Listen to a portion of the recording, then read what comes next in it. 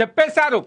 భారత ప్రధాని నరేంద్ర మోదీ మన దేశ పౌరులకి, మన దేశ యువతకి ఏం చెప్పాలో అదే చెప్పేశారు. గుజరాత్ వేదిక పైన నిలబడి ప్రపంచానికి అర్థమయ్యేలా చెప్పేశారు. ముఖ్యంగా అమెరికా పైన మోజు పెంచుకొని మాతృదేశాన్ని వదిలి వెళ్ళిపోతున్న టాలెంటెడ్ ఫెలోస్కి చాలా క్లియర్గా చెప్పేశాడు. H1B వీసా పైన అమెరికా తీసుకొచ్చిన కొత్త రూల్స్ నేపథ్యంలో మన భారత ప్రధాని నరేంద్ర మోదీ గుజరాత్ పర్యటనలో చేసిన వ్యాఖ్యలు ఇప్పుడు ప్రపంచాన్ని చర్చించుకునేలా చేస్తున్నాయి.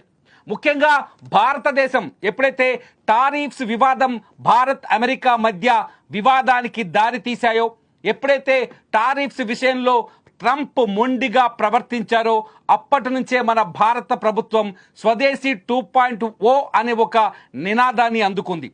మన దేశంలో తయారైన వస్తువులని